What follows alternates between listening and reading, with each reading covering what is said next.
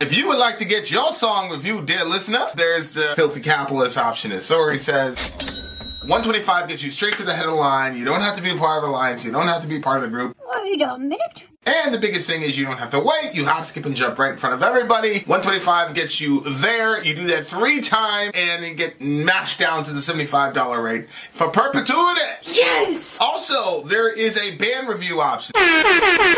So if you've got a band and you're trying to get your band some exposure, hit me up at vinsori@gmail.com, and I'll show you the details about how to pull that off. You can also jump on Patreon, and there is a option on the tiers to be able to get your band reviewed. Yep. Obviously, we can't lie to you, so we can't guarantee a positive review. Get what you get. It's just rubbish. Rubbish. Rubbish. That's British for garbage. My favorite is the community option. $1 at the gate gets you in a Patreon. You get to join an alliance. The alliance joins their points together, and that helps determine what songs that we do. The alliances hang out on Discord. Message me on Patreon to get the link. And they do all kinds of other cool things. They do Minecraft, Dungeons and Dragons. Yeah. It's really a community within the community. Anybody can go in the village, facebook.com/Vin and Sori. There's 160,000+ people on the channel.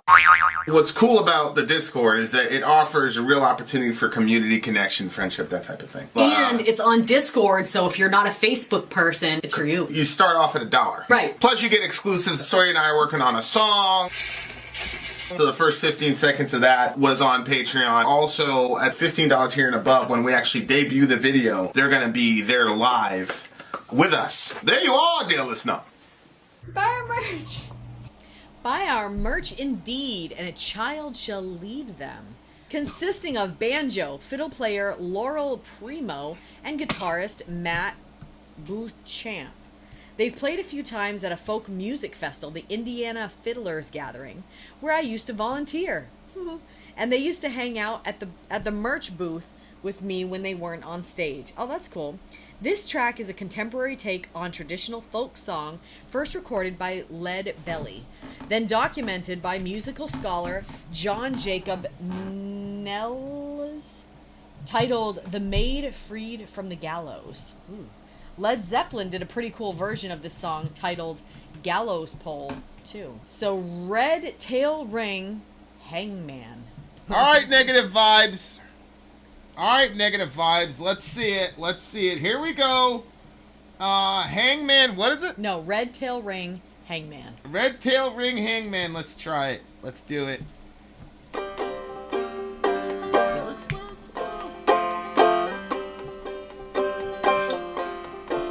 I got the lyrics, don't worry.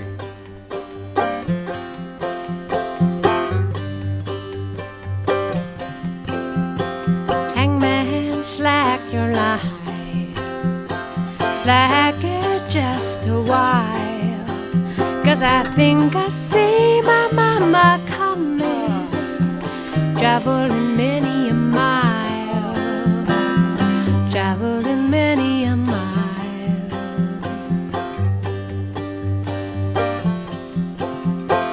Daughter, I brought you no gold for to pay that hangman's fee, but I came to see you swinging, swinging out from that hangman's tree, out from that hangman's tree.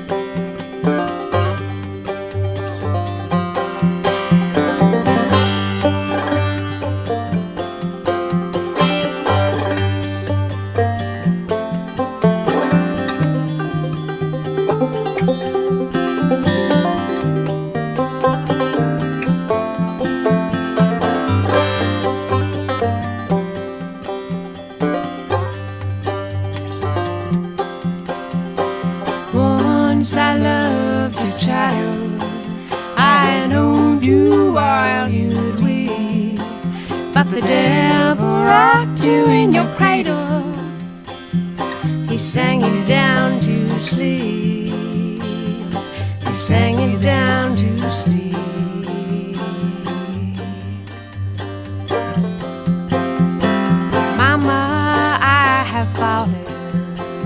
caught in a snare it kiss. But the devil sings a sweet tune, he's chained me to his wrist, he's chained me to his wrist.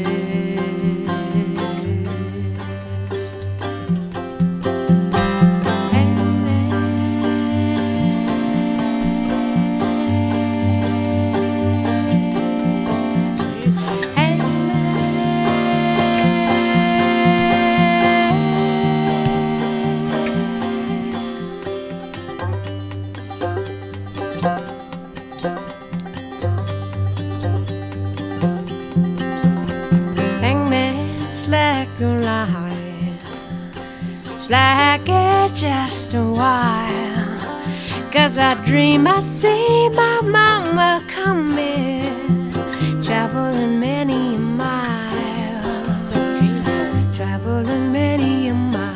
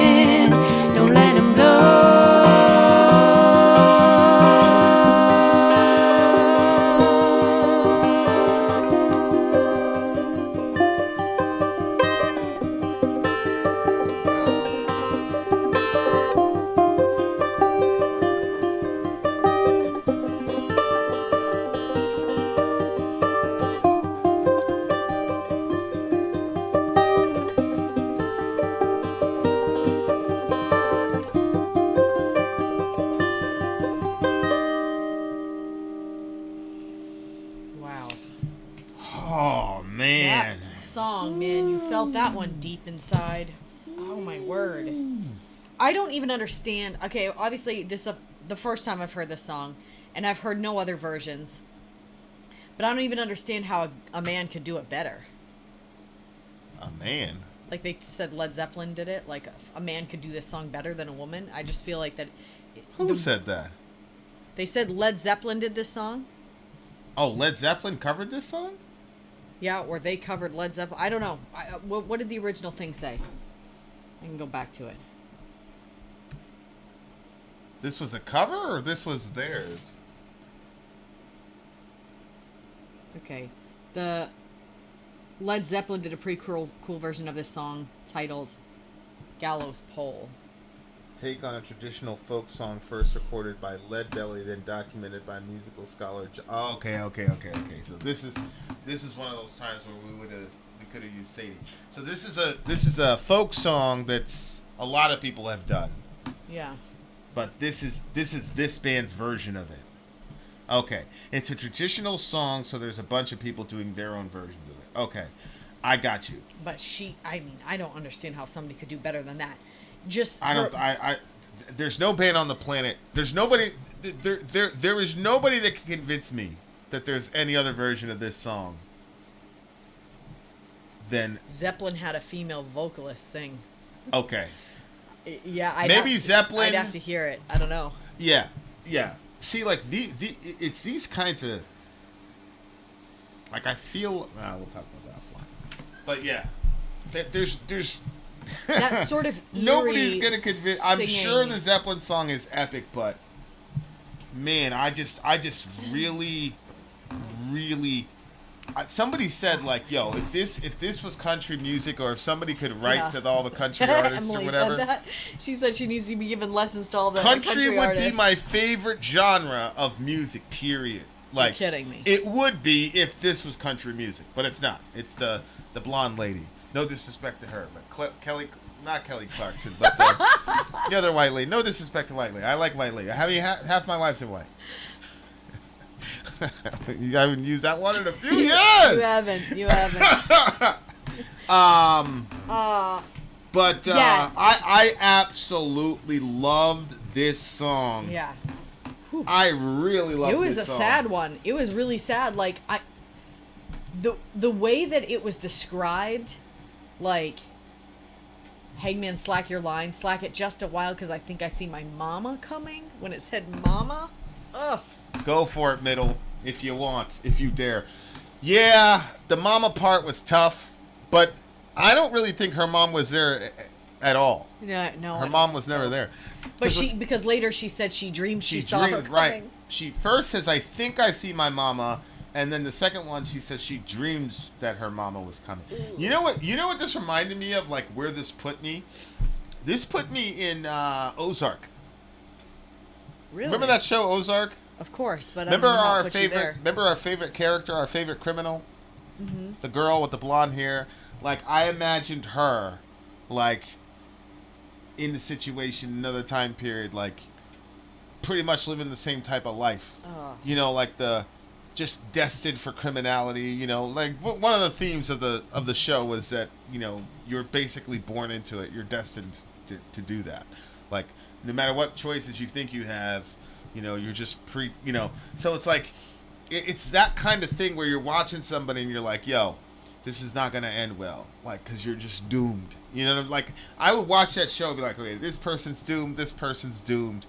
Like, and the deaths were like, I'm not, you know, I don't want to, like give up the show.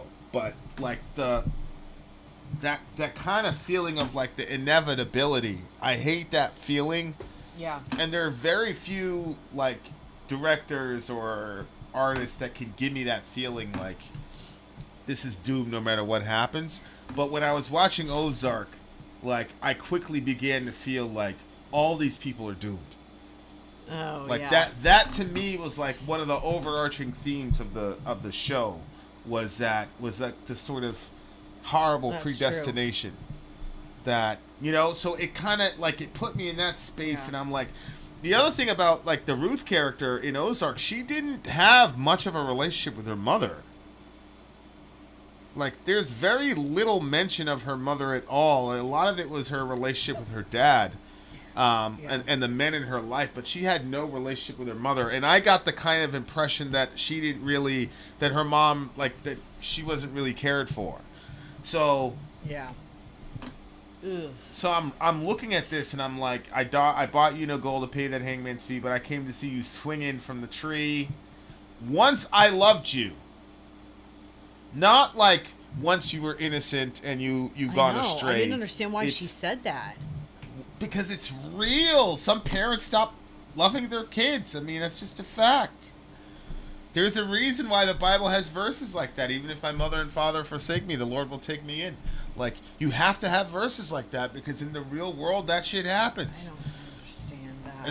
Especially if the kid comes in at cross purposes with the law and they commit some capital offense. A lot of these parents are more upset about how they look, you know what I'm saying, than what's going on with the kid.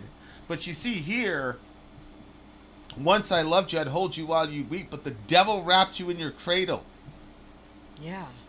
Like, and this is why I say, like, you should have a working doctrine of original sin, because what happened is when the daughter was a nice, cute baby, it was all good. When the daughter was a baby and she was crying, like, she'd take care of her. But as soon as the daughter started expressing her own sinful nature, the mother rejected her. That's what it looks like to me. Once I loved you, I'd hold you while you weep, presumably when you were a little baby, but the devil wrapped you in your cradle. He sang you down to sleep. That to me says, as she got older, she started expressing her own sinful nature like we all have. And the parent, like, I do think there's a difference. If you're a parent, if you expect that your child is born awesome, then you're going to expect that they're going to listen to you, that they're not going to steal, that they're not going to hit the neighborhood kids, that they're not going to, show up from the Walmart trip with a G.I. Joe in his pocket. You're going to react to that kid and say, what the hell is going on? You were born good, now you're doing... But if you expect from your child that your child is going to do wrong and is going to default to selfishness immediately, when he does something good, it's like, yay! Yeah. And you're on the watch for the G.I. Joe and the Walmart thing, because he's got the propensity to make some mistakes here. And a lot of parenting is really helping your child manage their sinful inclinations. Like, that's when you're making your money as a parent. Yeah. But if you think that the kid is just born basically good, in my view, that puts just way too much pressure on the kid. Yeah. Because now the kid has to say, okay, that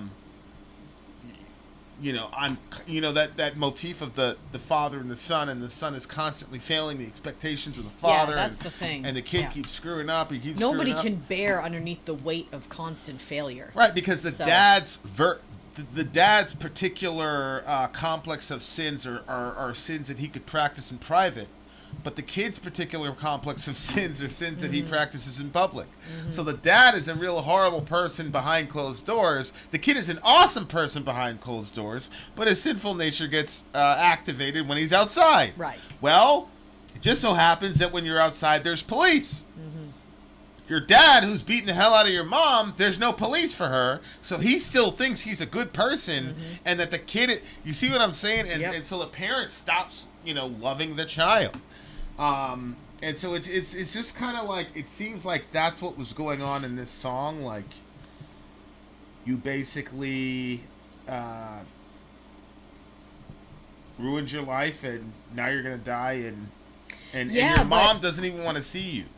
But at the end, she says, hold on, where's the... You asked me why I'm always so glad the devil missed the soul he thought he had. Right. I think that's a girl affirming her own relationship with God being restored over and against the narrative that her mother told her. Yeah, exactly. Because her mother told her growing up, essentially, you're a child of Satan, you're a disappointment and all this. Yeah. And before this woman dies, she's able to root herself and find value for herself outside of what her mother can say to her. And those are the last lyrics in the song. Simultaneous to that, though, there's still that you're always going to be a child. Yeah. Wanting the affection or approval of your mother, especially in your final moments. I remember one time. Can't even imagine. I remember one time, like, I was in the hood. It was a very bad situation, and people always kind of look to you as a kind of leader or whatever. And the dudes were coming down, and like shit was gonna pop off in like a minute or two. I just remember like so bad wanting my mother. Like wanting to be How like old were you? 16, 17. Oh, that's so... But, we were doing a bunch of adult shit, but, dudes were coming around the corner and like, people were people were looking at me. I was like, oh yeah, we on this shit, blah, blah, blah, blah, blah, blah, whoop-de-whoop, blah, blah, blah. But like inside, like, it was so weird. Like, it was just this real strong, like, yo, I wish I was, like, in my mother's arms right now. So sad. Like, that was, like, the most overwhelming. I haven't had intense feelings like that in a long time. That was pretty intense. But, yeah, it was like that. So, it doesn't matter how tough you are. It doesn't matter, Doesn't matter how old you are. You know what I'm saying? Like if you have that like untied shoelace with your parents, like, Ugh. you know, it's a tough thing, and especially if you're facing your own mortality. That's generally who you want, man. You want mom at the end of the day. You know what I'm saying? Like, I think it's very significant that the father wasn't mentioned at all, other than the father being the devil, I guess, to a degree. But, and I love the way the song ended, because it's like, just because the mother had a condemning attitude toward her own child doesn't mean that God does. Yep. Like, yeah. Your parents are supposed to represent God, but they're going to fail. They're not God. So I'm glad she was able to, at the end, like, find her kind of center with God and realize that would be good enough for God, because it wasn't going to work for mom. And that in that situation, I mean, my gosh, I don't know. That's just sad. I just can't even imagine. I mean, not trying to blow up the place if somebody was trying to hurt my kid like that. Like, yeah, I can't relate to that as a parent. That's crazy. I can't even. Holy crap! Wow. Yeah. That's so painful. And like, I'm hearing what you're saying, that there's verses in the Bible that talk about it. It's just hard for me to believe that's possible. I understand that there would be, like, you know, your kids will annoy you, you know, like, Reza was so whiny all day today. It was like nonstop. He'd trip a little bit, just a bunch of fussing, and it was like, it was getting on my nerves after a while. But I still love him, like, wholeheartedly. I can't imagine getting to the point where you don't love your kid. Mm-hmm. Like, I don't know. That's unfathomable, especially a mother. And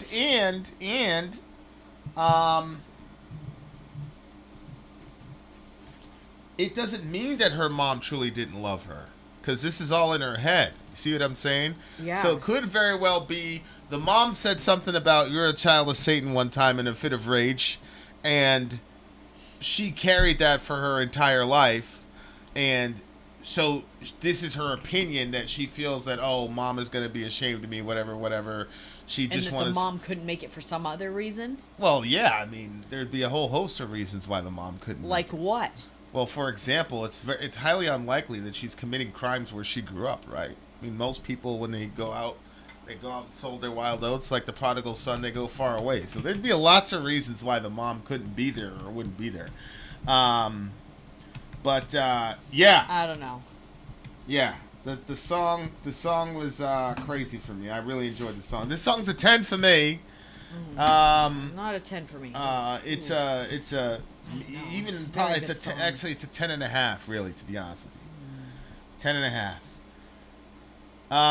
Dad said that in battle or firefights, he would sometimes see 18, 19-year-olds who had been shot asking for their moms, usually when they were dying. Yeah. Yeah, I mean, bless God, I wasn't shot, but I was definitely wanted Mom Dukes before everything went down. Everybody's looking at me like I was some, you know, super soldier and shit. Inside, I was like, literally asking for my mom. Tough guy. But you know, it is what it is, guys. That's the real truth. I mean, I'm not gonna sit here and try to act like I'm something I'm not. I wanted my Mom Dukes. Okay, it's a 10 for me. What do you give it? 9.8. All right, 9.8. All right, guys. Actually, 10.5. What am I talking about? All right, dear listener. There you go. That's what we've got. So what we're going to do is we're going to listen to the Zeppelin version, and then we're going to figure out if... which one we like better. All right, here we go. Led Zeppelin, Gallows Pole. Let's do it. Oh, we got to change this.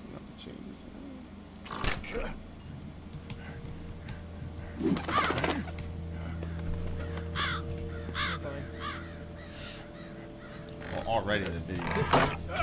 like a trillion times better, right? Well, yeah, but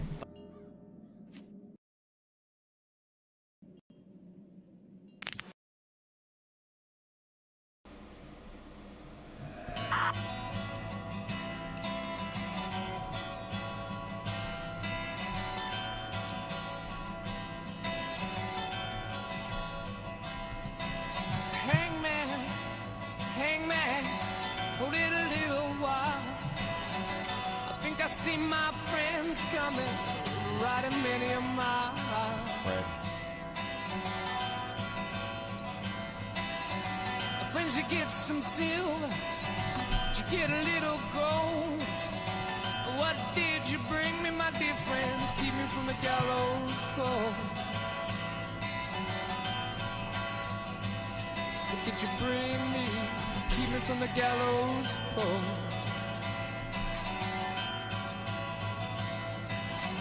I couldn't get no silver, I couldn't get no gold.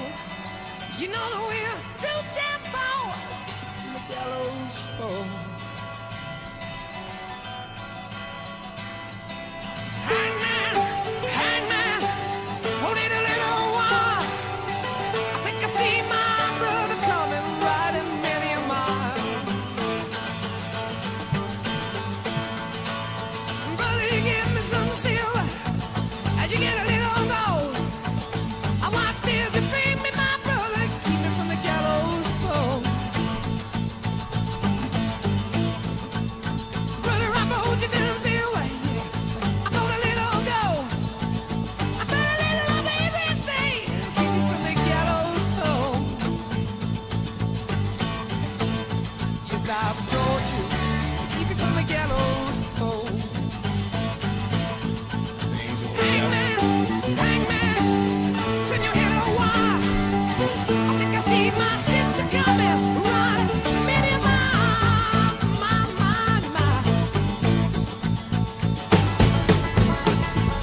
Sister, I implore you, take him by the hand, take him to some shady power, save me from the wrath of this man.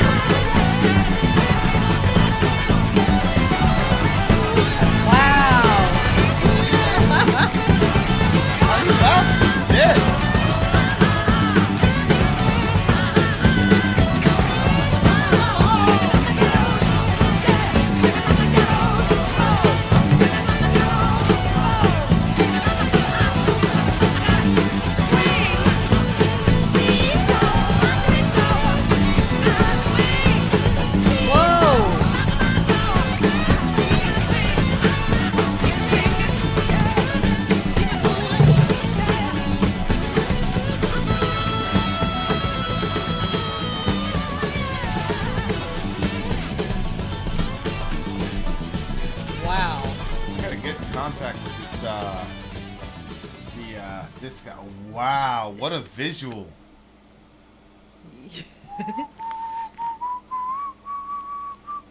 Ooh. Oh my gosh.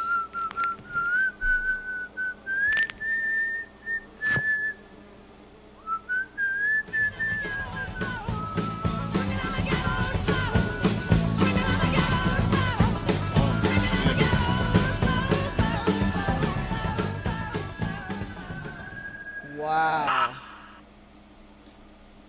That, okay. But this one didn't have any female vocals. No. Did Definitely. we play the wrong one? No, it was definitely visually actually one of the best videos I've ever seen in my life, visually. Wow. Sonically, M is right. It's hard to compare them because one is very somber and another one is like completely like I was right. doing the little footstep. Yeah. You know, you guys are in the saloon with the hat and shit. And you stomp on the ground with your spurs and your boots. Yeah. Isn't that what y'all? Yeah. Some of you guys do in your natural habitat. Or whatever. Wow. Okay. Yeah. I agree. It was extremely rock and roll. Yeah, and he flipped it because it didn't have that like sad like it's a girl looking for her mama. So that sad element was completely gone. It was like, okay, now this is the plight of a lot of different people that was in this situation, you know? I agree. So, this one made me feel like you were in the posse and like you were somehow going to escape. Like I felt like he's going to find a way to escape. Chances are pretty good here. Yeah, Dick's going to come around the corner. Yeah. You know, he's going to slice the corner and you know, whatever. But, like, this one was a lot more like rebellious to me. It had like more rebellious sort of like, like rock and roll type. Like you can't keep us down. Whereas the other one was a lot more contemplative and damn, in your darkest moments, your mom's not going to be there for you type shit. Yes. You know what I'm saying? So it's almost like it was a completely different song. I was more moved by the first song. For sure. Sure. So I'm going to rate this as far as like Battle of the Bands, which one did it better. This is not a commentary on musicianship. It's not a commentary on skill. It's just a commentary on what was going on with me emotionally as a son. Both of them hit me very deeply emotionally, just in different ways. I still have to give it to the first band though, which is pretty crazy to say that you beat Led Zeppelin on a classic, because this is a classic song. But she grabbed our hearts and forced us to feel with her what she was feeling. I felt like the wind. She's asked, she was telling the wind to stop. You know what I mean? Like, and she's looking out there. It was like dusty. It was lonely. It was sad. And then at the end of the song, like the way that, like the whole song just like ripped my heart out the whole time. And then at the end, when she has that moment where she's talking about why she's happy, I was like, oh man, that's so good. Yeah, it's kind of like, so there's a story in the Bible with, Rachel and Leah, and Leah is not loved as much as Rachel is. It's very clear. But the whole situation and how they all got married is a very weird situation. Not something that God was telling them to do, but just this is human nature and this is what they did. Well, every time Leah gets pregnant, she thinks that pregnancy is going to bring it so that way her husband is going to love her, because her sister Rachel can't have any kids. So at that time she couldn't.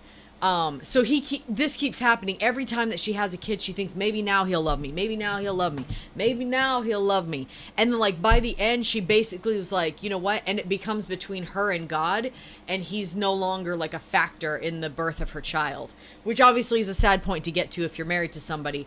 But at the same time, like it's like okay, she got somewhere. Like it wasn't the same thing over and over and over and over and just hopelessness after hopelessness, but there was something. And so in that story, when you're hearing like this girl has like, because obviously if you're thinking about a girl that has, I was looking at the situation, not that she had necessarily done anything criminal, but that she was put out there to hang for the crimes of what people did with her. Like the woman that they came and threw her before Jesus and they were going to stone her. That whole situation. It was like, well, where's the guy in the situation? So when I heard the story, like that was kind of like the visual that I was getting, where she shouldn't even be hanged for this. Like, where are the people that participated with her in this? But that she comes to the end of it and she's like, she's happy because she knows that the devil really doesn't have her, even though her own mother thinks that the devil has her. So I just think that's a great, yeah. Yeah, so that was like obviously super moving for like a person to have that sort of self-identity or self-realization that it doesn't matter. I mean, the whole world essentially is after this girl. I mean, you've got people that are literally going to hang you. Your mother's not going to be there. Your mother turned against you, blah, blah, blah, blah, blah. And that at the end of it, she's like, nope, you know what? Me and God are good, though. And that's what makes me happy. Like, that's crazy. The devil doesn't have me. I really liked that. That was really powerful, I thought. And obviously the song was just moving. His version was really good, too. It was like, yeah, more of like the upbeat sort of, you know, that could be playing in the background where everybody's drinking and playing pool and whatnot. But it didn't have that same, like, let's slowly just roll your heart out. What did you give the Zeppelin one? Well, the Zeppelin one was still good. I'm gonna give it like a 9.7. But hers is definitely a 10 and like and very emotionally taxing 10. Yeah, I give the first one a 10.5. I'm gonna give this one a 9.5. Extremely, really good song. Yeah, really wait, good you're song. giving the first one a 10.5? I gave the first one a 10.5. Yeah, okay, I'm gonna match you on that. 10.5 for that too. Yeah. They did just such a badass job. They did really good. All right, guys, that was a little unexpected.